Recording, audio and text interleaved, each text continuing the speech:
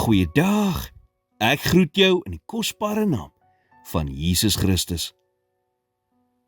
Ons dink 'n nuwe dag begin in die oggend.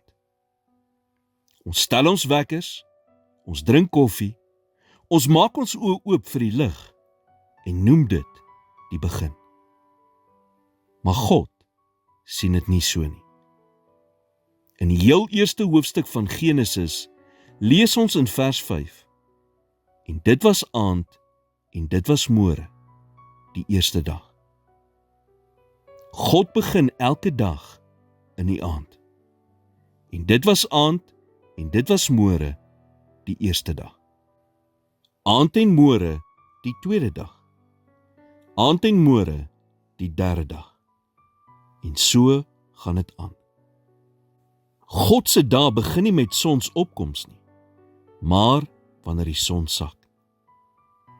Dit is nie 'n klein stukkie detail wat 'n mens moet mis nie. Dit is 'n verklaring oor die karakter van God en die manier waarop hy in die wêreld beweeg.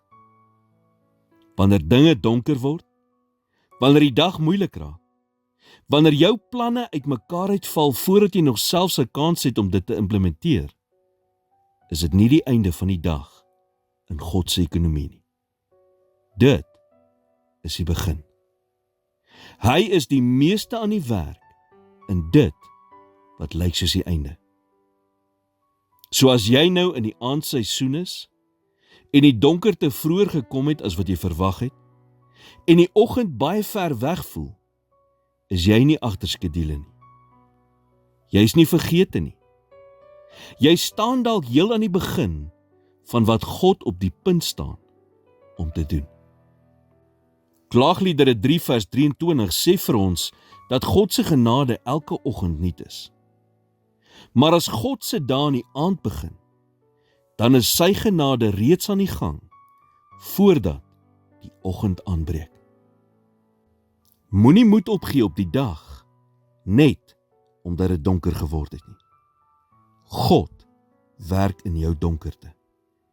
En die oggend, jou oggend, is reeds op pad.